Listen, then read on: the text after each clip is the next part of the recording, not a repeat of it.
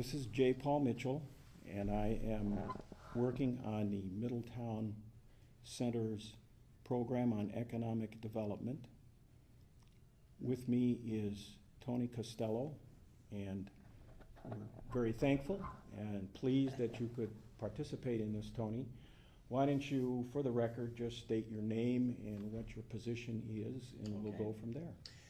I'm Anthony J. Costello, normally go by Tony. I'm the Irving Distinguished Professor Emeritus of Architecture at Ball State University, and retired after 38 years of full-time teaching in 2005, and maintain a part-time involvement with the college.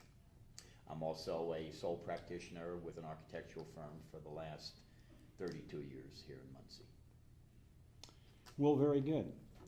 Since this project is about economic development, and since you are an architect, but who has demonstrated throughout your career a lot of concern about the urban environment and things of that sort, let's just start by, what is your idea of the relationship between economic development and central city development?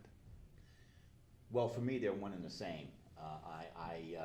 I certainly understand the post-World War II, partially understand dynamics of obviously our cities that have grown, the whole notion of suburban development, office parks, industrial parks, and that, but I still believe, both symbolically and in many cases, in actuality, that the health of the central city is vital to the ability for a community to sustain its economic status and economic development. And I point to Columbus, Indiana, which I know is unique, but as an example of a city of about 37,000 people today that has been able to retain a Fortune 50 company in Cummins Diesel, and has done so because of a commitment to the quality of life of their central city, the quality of life,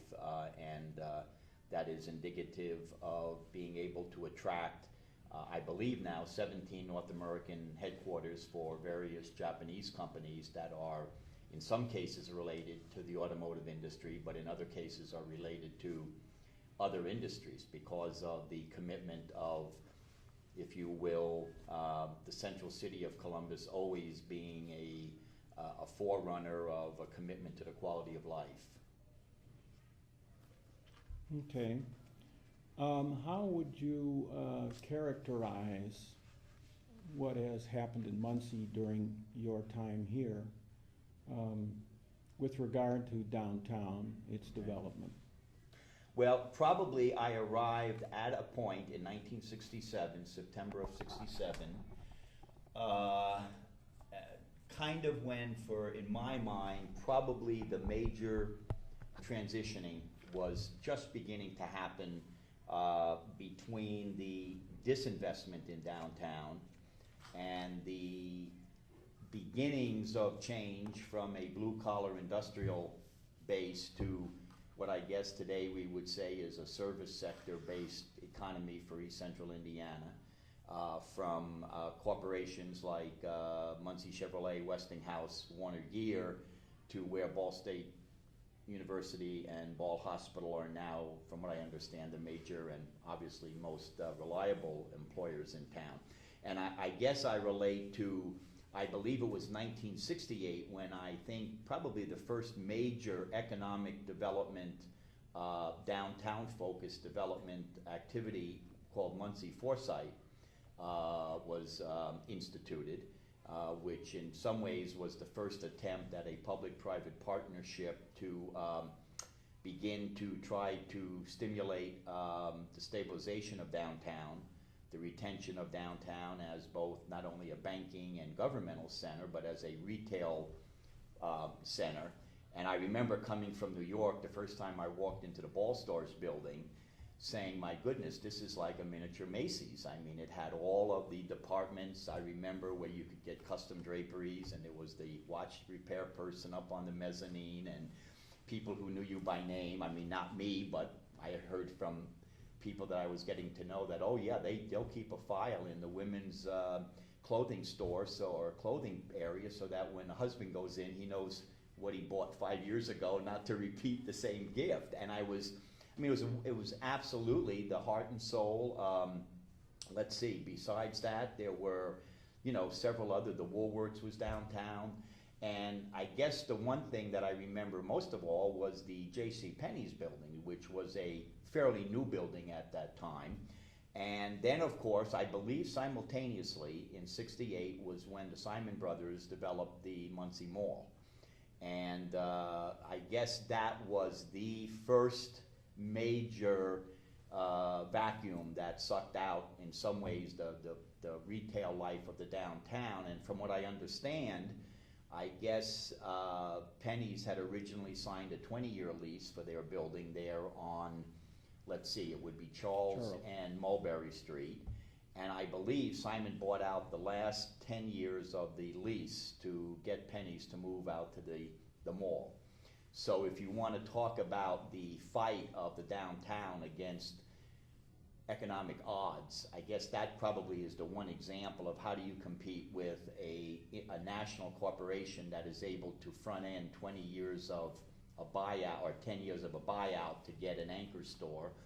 And of course Sears was the other anchor store. And for the most part, probably the Muncie Mall became the prototype of that first major, quoting, interior mall. That was preceded by the Southwest Plaza and the Northwest Plaza, which I believe were early 60s, if not late 50s, strip malls, which were in a sense the first, if you will, kind of fringe area commercial development. And at that time, I don't even think McGalliard Road went further than Oakwood Avenue, and it stopped there. It didn't even go out to Tillotson. So that was my introduction to the dynamics of, I guess, what we now know as the Rust Belt cities that over the course of the next 30 years experienced a continuing exodus of blue collar, I guess first with Westinghouse being sold out to ABB and then leaving town. The ultimate demise of Muncie Chevrolet, which had become New Venture Gear, I think a GM Chrysler kind of joint venture. And I realized, by the way, my personal connection with Muncie Chevrolet was that the 3-speed manual transmission in my '67 Camaro was made here in Muncie, because all the transmissions manual for Camaros and Corvettes were made here.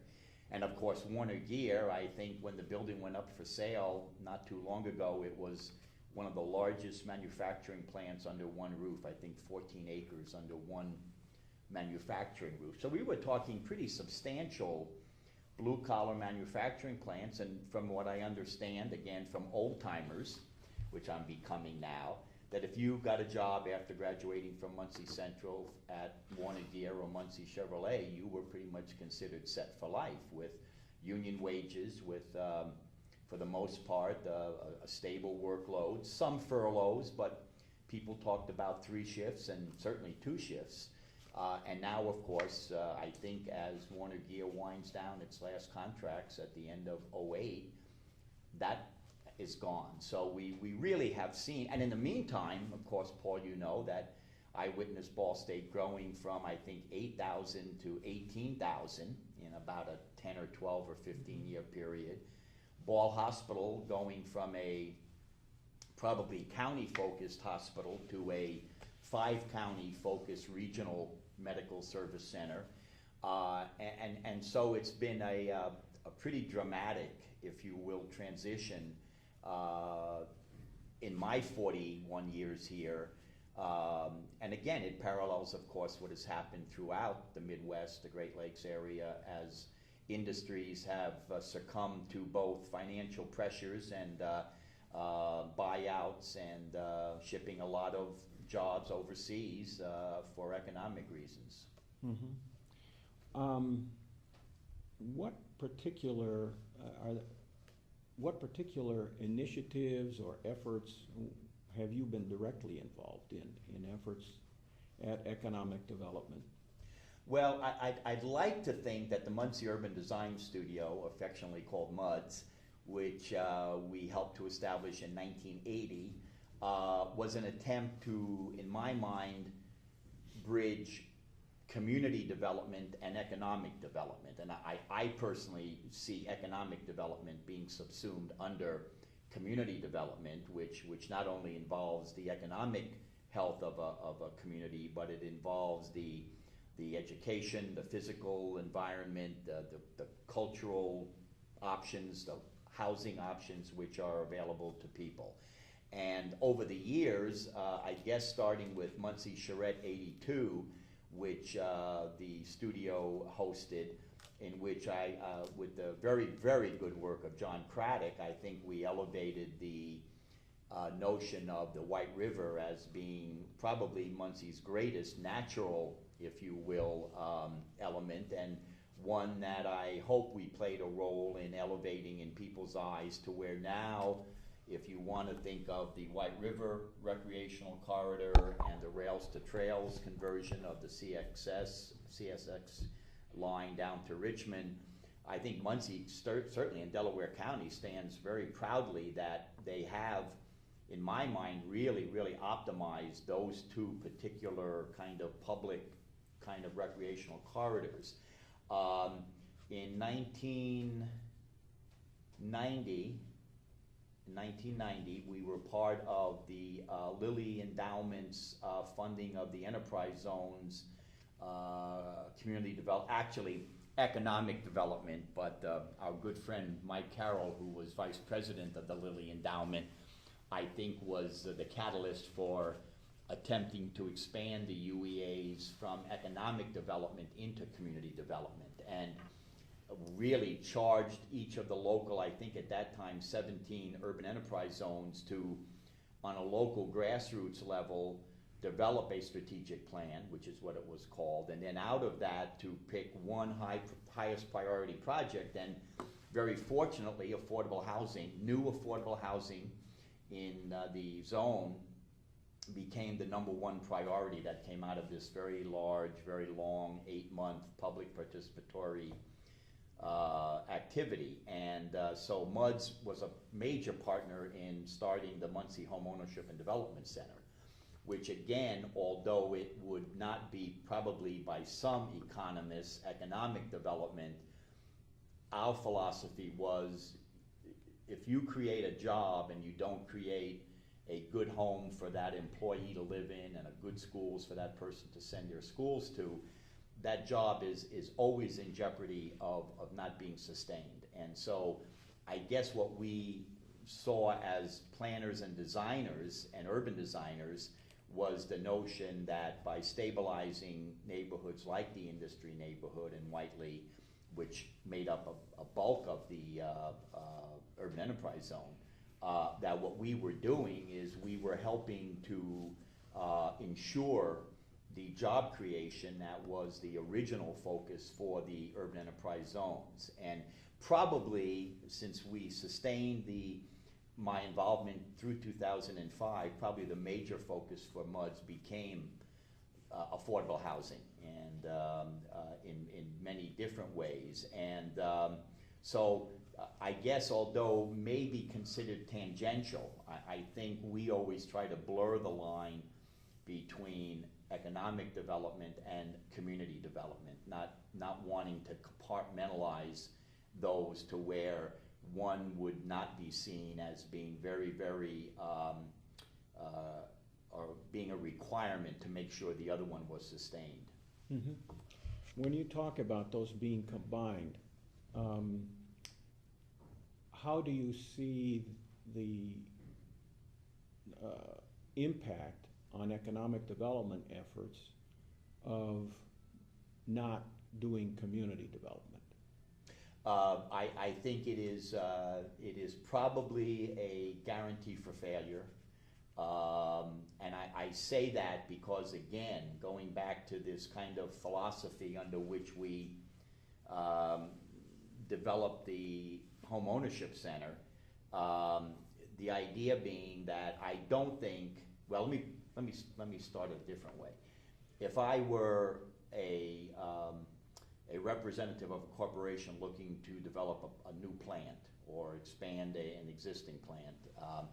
I think I would certainly look to what would be the quality of the community that I would expect our employees to either be retained in or to be moved to or to solicit new jobs. And I always refer back to J. Irwin Miller, who of course was the patron for the program in Columbus, Indiana, to support good design, good planning, in which he, upon receiving an honorary degree from our college in '72, said, first and foremost, I'm a businessman.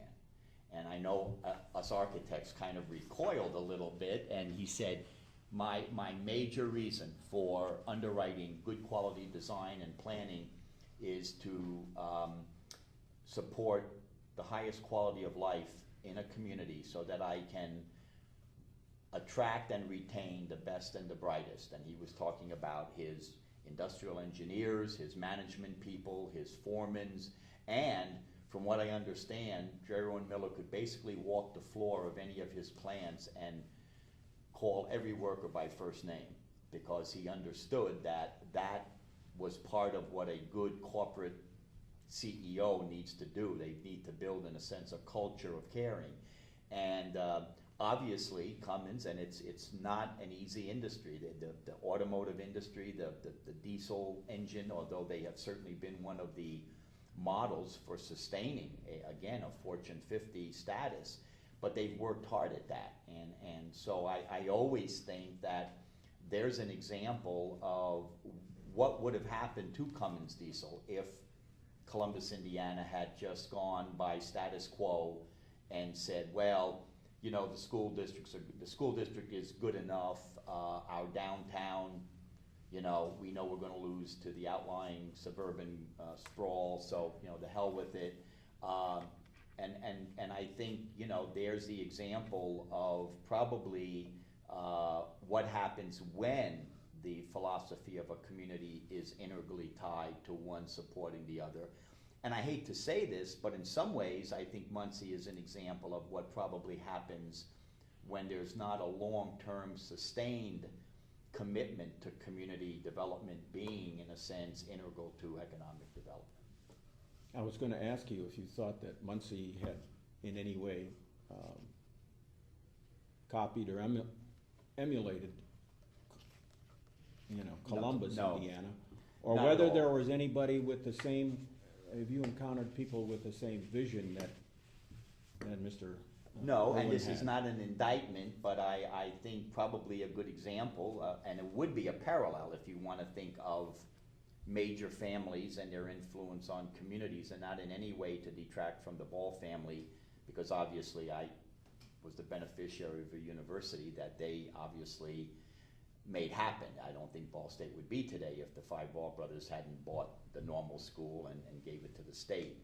But I don't think there was ever this notion of a public-private partnership, and the politics of Muncie is probably for a whole nother discussion, in which the private industrial and banking sector probably, maybe adversarial is too strong a term, but they never had, in my mind, a cooperative kind of working relationship with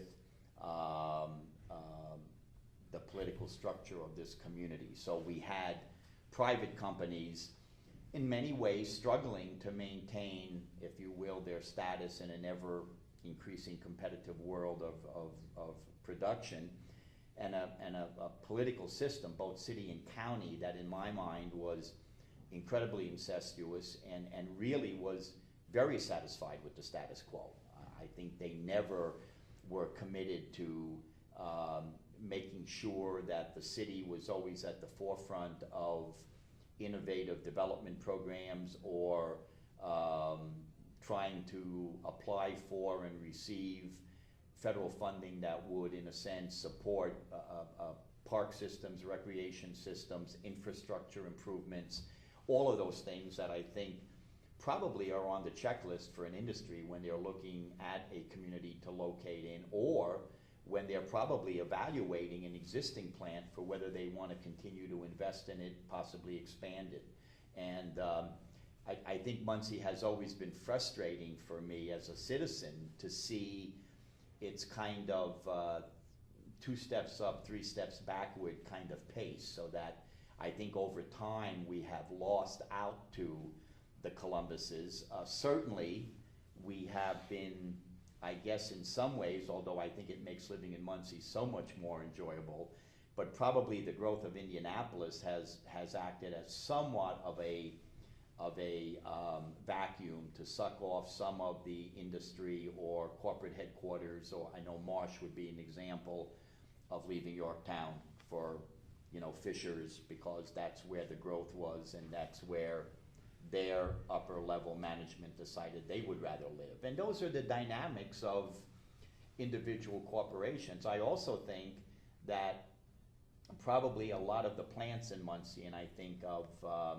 what was, I guess, the Kitzelman Fence and Wire Company that, became Indiana Wire and Steel, probably the continuing obsolescence of production facilities and the whether it was the inability or the conscious choice not to continue to invest in the technology of modern production, to where obviously as all of the new EPA pollution abatement came in, and I think a lot of that simply, it's a little bit like deferred maintenance. If you don't do it, at some point you're going to get caught and you're not going to be able to economically upgrade your plants to be competitive. So it's been frustrating never to see this coordinated effort, and I think the thing whenever I've talked about Columbus that made them successful was the community's buy-in to long-term,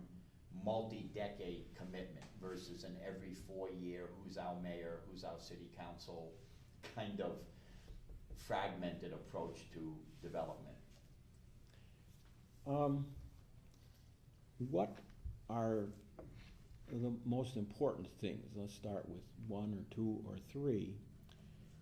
The most important things that Muncie should address in its efforts to foster economic development. Well, first and foremost, I think we need to really make a renewed long-term commitment to developing an exemplary school system.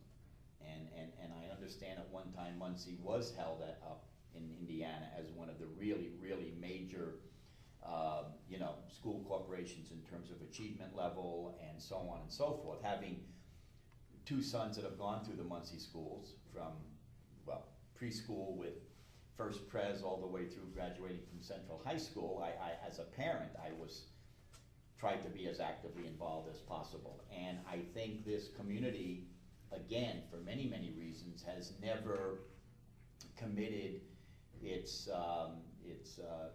efforts to, I guess, and again, it's lowering tax base, and we don't compete with the salaries that Hamilton County school districts are able to offer their teachers, and we sure as hell haven't committed to physical facilities that have stayed abreast of modern technology and so on and so forth. So that's number 1. Number 2, certainly I think the whole property tax relief is an attempt to engage this, but I think we need to maintain a very, very good across the board housing stock that people, whether you're in the service industry or you're a CEO, there is very good available affordable housing that appreciates in value versus depreciates or stays very static in its appreciation level. The infrastructure, again, I do think that corporations do look at infrastructure in terms of major arterials and access to the interstate, and we know Muncie was late by about 15 years and ultimately committing to a 4-year limited access connected to the interstate. And I understand at one point we were the largest populated city not to have a 4-lane connected to an interstate in the entire country. So that time gap certainly, I'm sure, affected some decisions. I think infrastructure, I personally think that, and my oldest son lives in St. Paul, Minnesota, and actually works in Minneapolis, and he rides his bike in every morning, and the attraction for him was the incredible public investment in the park system, the trail system, open space, land banking, to where I think that Twin Cities has really made the closeness to their physical environment and their park, chain of lakes probably is the most known, but it really does attract, and it's able to hold, in a sense, really young professionals who want to commit to raising their families in communities like that. So I guess in some ways, I think, building upon the incredible potential of Ball State University, linking higher education with a solid municipal school district and our branch campus for Ivy Community College, Ball State University, I don't think we have taken as much advantage as hopefully we can, and I hope this whole idea of immersive learning is seen as a great way to infuse Ball State as a greater catalyst for Muncie to continue to develop. Mm-hmm. When you mention a place like the Twin Cities, St. Paul and Minneapolis, do you think that, I guess, is it fair to compare them with a city like Muncie, which is much smaller, more isolated and that sort of thing? So my question would be, have you seen efforts by Muncie to capitalize on those kinds of things?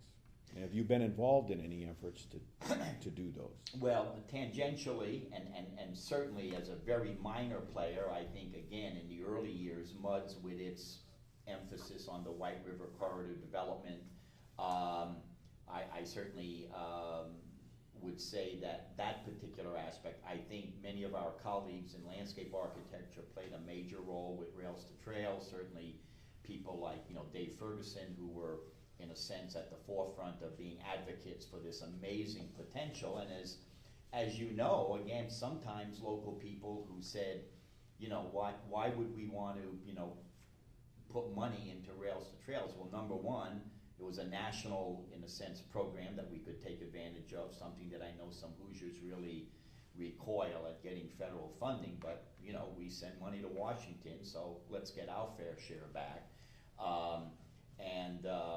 So I think at a smaller scale, we've actually done a pretty good job with those kinds of things. Prairie Creek, I still think we have friends who have pontoon and sailboats, and we go out there, and when I'm in the middle of that, I said, this is an unbelievable treasure for this community, and I don't just mean the city, but Delaware County and the immediate surrounding counties.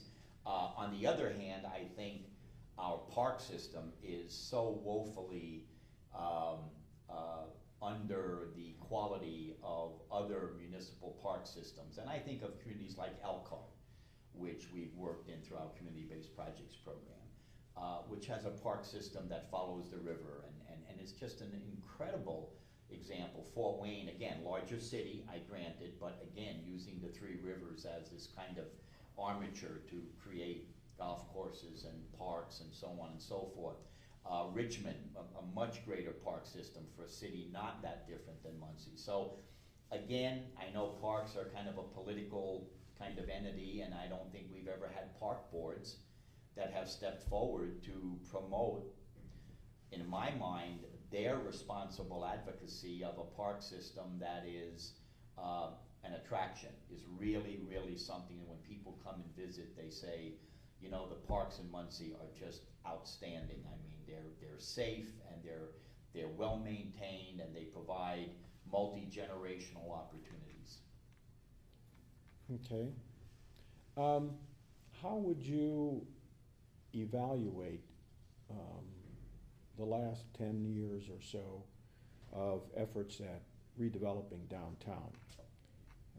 In your mind, what kinds of things have begun to head in the direction of what you're advocating, and what kind of things may be misplaced? Well, again, and I'm biased here because the facade of the Muncie Urban Design Studio building at 209 South Walnut Street, which now houses the original portion of Vera Mays, the facade restoration or reconstruction of that building was actually the demonstration project under Mayor Wilson that I think began to show that under a tremendously, mistreatment decades and decades of mistreatment by covering up and by, in many ways, destroying this incredible fabric from the late 1900s and early 20th century.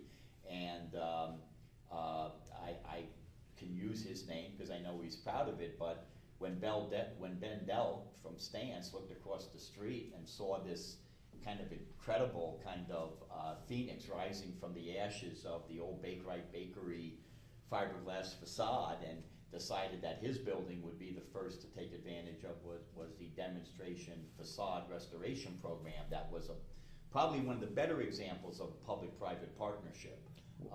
When was that in the? Well, our facade was done in '84, or '83, because it was the last. I told Alan Wilson, we've got to do it before you leave office. So '83, he was 79 to '83.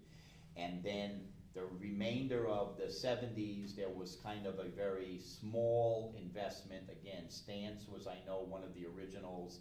But it was really not until the '90s under Mayor Cannon, in which I believe what they did is they assembled 10 years worth of facade grants into $1 million kind of big effort. So instead of $100,000 a year over 10 years, they decided to aggregate it and to really make an amazing push. And you know, I think probably Walnut Street stands as one of the better examples in the state of a great public-private partnership. I don't know the most current statistics, but whatever money was put in by the city or the public into the facade program, certainly the investment of people like Jay Allard in converting the interior of buildings, and now we have the upper stories with, you know, residential downtown, which I think has only begun to kind of reach any sort of potential for that. So I would like to think Walnut Street is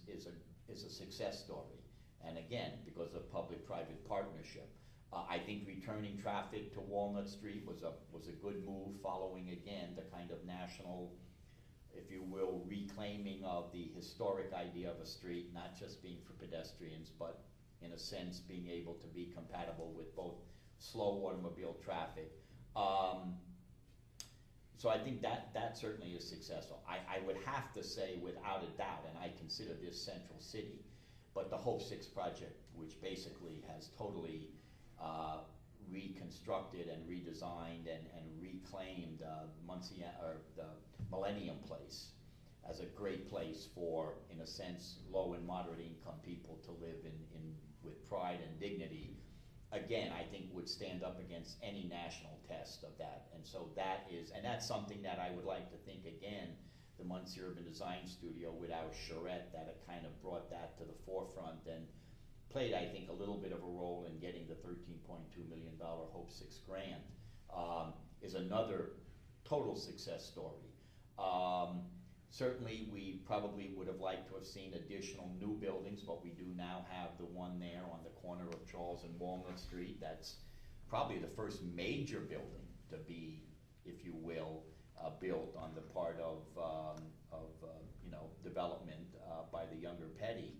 And again, because I think MUD's played a huge role in this, but I would like to think that the best example of saving a historic building and reusing it for the good of the community was when the historic Wilson School was saved from demolition, and there are now 50 units of senior housing plus the new Marion Hunt Branch Library in it. And to me, I consider the south side, it's at 13th Street, but to me that's Central City. I don't think the railroad tracks are the stopping of downtown. I think these, not artificial boundaries, but I think Muncie has always been somewhat put into silos of kind of philosophical or psychological thought by saying, oh, you know, south of the tracks, that's not downtown. Well, that's part of the problem. If you divide cities up with such a strong notion of segregation, then you're never going to see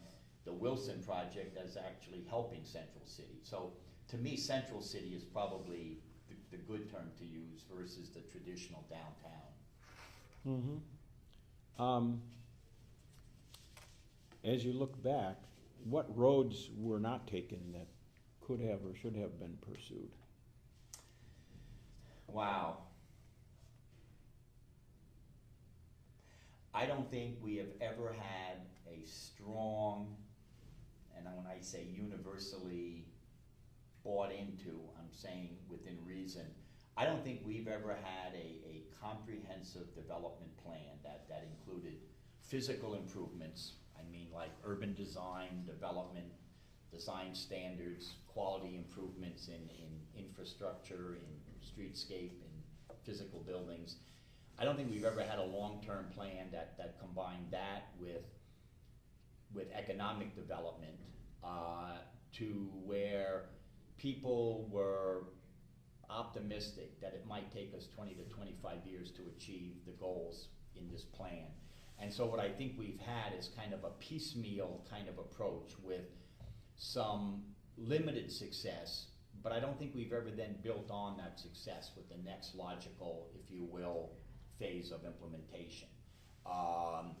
And I think, I think for the most part, that is what has, in some ways, put Muncie in that rather now nebulous state of seeing itself as a totally, in my mind, different community in terms of its economic viability, its source of funding, and I don't think we've ever really had that sense of public-private partnership. And to me, it's a mindset. It's a mindset that the banking community and the industrial community have confidence in the political system, and the political system understands the importance of supporting private development to the way it can, like infrastructure development or assembling land and so on and so forth. And I think by any standards, if you look at the Industrial Park, or you look at what was our premier office park going to be out here, Lindenbrook. I mean, drive around a high quality office park and drive around Lindenbrook, and you tell me if you were deciding between here and Noblesville where you would build. And I think people in Muncie have, I hate to use this is very simplistic, but I think Muncie has a mindset of mediocrity. They're very, very, a lot of the populace here is very, very content to be mediocre. Well, one of the things that I used to say in my first 5 or 6 years in Muncie was that, Muncie's slogan is, it could be worse. Yeah, that's exactly right. That's a very good way to put it. It could be worse. We could be Youngstown or we could be Detroit, and you're right. And that's a very difficult cultural mindset, I think, to change. Mm-hmm. And I don't really see the young, we always say, well, education and the next generation is going to be the major way to solve problems. I don't see the younger generation of Muncie having much of a different mindset and saying, we're going to commit to changing this community, with some exceptions. I mean, there are some bright young people who are willing to make a commitment here, but I'm not going to be, my sons are gone. Well, the one at Ball State isn't, but I think his aim is to certainly, not be here once he graduates. Well, putting this in the community development and economic development context, I don't know very many people whose children live in Delaware County. Oh, no, absolutely. Absolutely. And that includes my 3 daughters. Sure, absolutely. This is a mobile society. I don't live where I grew up. Much to the chagrin of my Italian-American ancestors, who couldn't believe I would move west of the Hudson River, I might add. But it's true.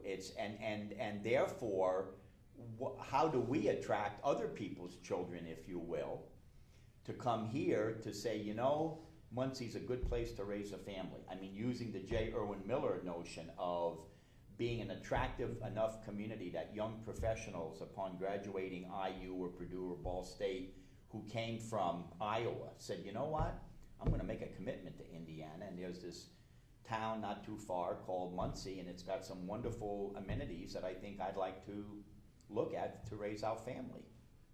I mean, very easy said, obviously, Mhm. because every other community is attempting to be out there to be attractive too. That's the universal folder put out by Exactly. Chambers of Commerce. Exactly. What role do you think that local government has played, successfully or unsuccessfully, in economic or community development? Well, I'm probably going to be pretty negative here. I think it has not played a very significant role. I don't consider landing call centers to be some sort of great achievement in the competitive world of attracting jobs. I don't think it has probably played enough of a role in, and I don't know, again, I'm not an economist, I'm certainly not in terms of industrial management and how corporations make decisions. I'm not sure how much government has attempted to really become an advocate for sustaining having companies make a long-term commitment here. And I know a lot of other communities have not been successful either, but I do look at Indianapolis as an example, I think for the most part, pretty successful of public-private partnerships in which, again, I think city-county government was seen as a true partner to support economic growth and to support economic development and to really be seen by local industry as a positive force. I think sometimes local industry has seen, again, because of the local politics of the situation, as somewhat of a negative, as I think corrupt is too strong a term, but I don't think they've ever had a lot of they have not put a lot of credence into the reliability of local government to sustain a commitment that to local industry. I mean, I think there's been, again, for the most part, a pretty much of a adversarial kind of notion between in many times, although we've had certainly Republican administrations as well, but it's not been a good, in my mind, public marriage of those two sectors. Mm-hmm. Well, more specifically,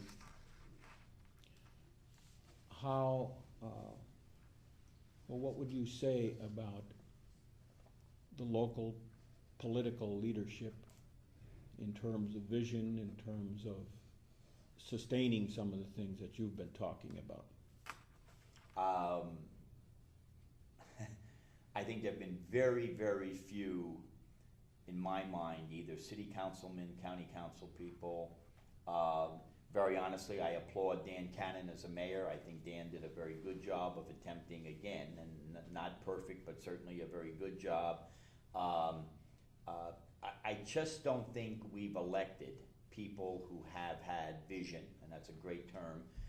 I don't think we have had people that have sat up in their city council seats or their county council seats or as county commissioners or as whatever, and have made conscious decisions that my vote is going to be for the good of the people as opposed to my personal agenda. And I think this goes for local civic leaders too, who in my mind, when it comes push to shove, have typically gone with their own personal agenda rather than for the public good. I think that's evident, and I've been personally involved in projects that I've seen this with my own eyes and heard it with my own ears, that come push to shove, quote, civic leaders are a hell of a lot more interested in their own welfare than they are in the good of the civic or the good of the community. And I'll leave it with the city hall, the entire fiasco of a search for a new city hall back in the early 90s. I'll leave it at that. And I can't be objective, obviously, having been the architects for the ball stores proposal. Right. A disclaimer A disclaimer is appropriate right now. Yes, absolutely. Okay. Well, are there any things that you would like to say that I haven't asked, or any issues that we No, missed out no, on? and I applaud you and Warren, and is this the Center for Middletown? Is this Yes. one? You know, I applaud the center. I've always felt that it is. I think oral history is incredibly important. You know, I know that it has certainly become part of historical documentation. We understand with the ever-increasing loss of the great generation, how important it is to get that personal kind of insight into what was that first-hand account of what people have gone through. And so, I certainly think what you're doing is very, very important, and I'm really honored that that you would think I could contribute a little bit to it. Well, indeed you have, Tony. Good. So, thank you Okay. very much. You're welcome. My pleasure.